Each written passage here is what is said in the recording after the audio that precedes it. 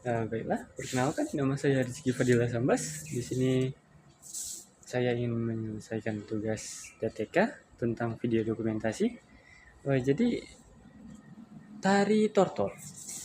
Tari tortor adalah sebuah tarian yang merupakan salah satu kebudayaan Batak. Jadi tari tortor telah ada sejak abad ke-13 Masehi. Tidak ada sumber yang jelas tentang kapan sebenarnya tari itu ada. Hanya saja para ahli-ahli tari berpendapat bahwa setidaknya pada abad itu telah muncul tari tortor. Jadi tari tortor ini digunakan sebagai fungsi utamanya adalah untuk menenangkan roh para leluhur. Jadi makanya tari tortor itu banyak digunakan pada saat upacara pemakaman. Kita menenangkan para leluhur itu untuk pergi ke dunia lain, dunia selanjutnya melalui tari tortor. Lalu ada juga fungsi lainnya yaitu sebagai penyambutan raja. Ketika raja-raja dinobatkan menjadi raja baru atau para raja datang ke suatu tempat, maka tari tortor adalah cara untuk menyambutnya. Jadi ada suatu pendapat yang menyatakan bahwa tari tortor ini sebenarnya merupakan bagian dari pengaruh Hindu. Jadi ada beberapa alasan mengapa hal seperti ini muncul. Pertama, tari tortor tadi diperkirakan muncul pada abad ke-13. Sementara di Sumatera Utara, pada abad itu 11 hingga 13 adalah masa pengaruh Hindu di Sumatera Utara. Sungguh tahun yang sangat ketepatan, bukan?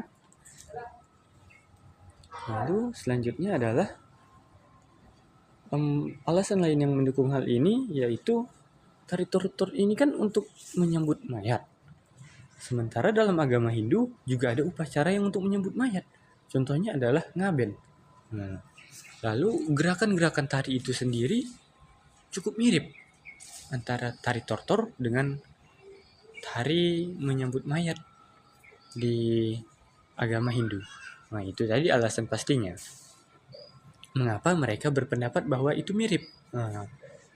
Lalu untuk tari tortor sendiri ya, itu ada 9 alat musik yang biasanya digunakan dalam tarinya. Tapi dari 9 tadi, satu hal yang wajib adalah gondangnya. Jadi ketika tortor tanpa gondang, maka tidak pantas disebut sebagai tortor. Dia tidak akan lengkap. Bagaikan nasi goreng tanpa nasi. Lalu untuk perangkat penting dari tari tortor itu adalah harus menggunakan kain ulos. Apa itu ulos? Ulos merupakan kain batik asli Batak. Dalam tari tortor sendiri ada sebuah pantangan yaitu tangan dari sang penari tidak boleh lebih tinggi dari pundaknya. Jadi dia harus seperti ini. Tidak boleh begini. Karena jika dia melakukan itu sama seperti dia menantang para tamu. Jadi itu sangat tidak boleh. Untuk gerakan tari tortor sendiri itu sebenarnya cukup sulit untuk mencari yang aslinya. Karena setiap daerah sebenarnya memiliki ragam tarinya masing-masing. Bahkan tari tortor itu terbagi ke dalam beberapa hal. Seperti contohnya adalah tari marsomba yang gunanya adalah untuk menyembah dewa-dewa.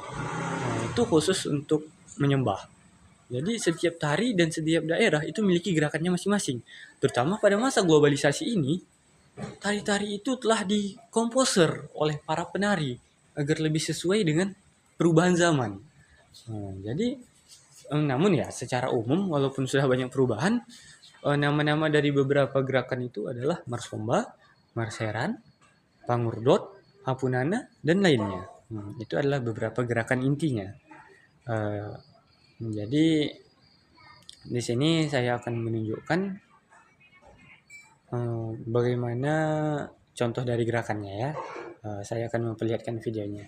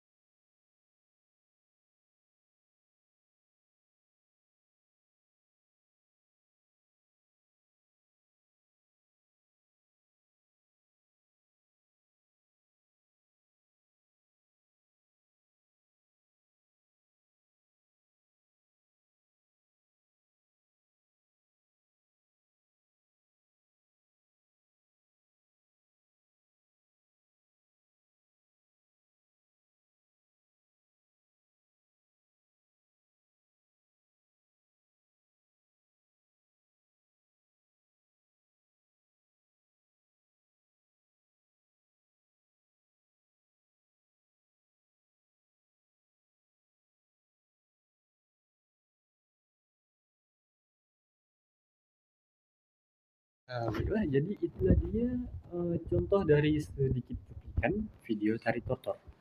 Baiklah, di sini saya Rizky Fadila Sambas mengucapkan selamat. Terima kasih.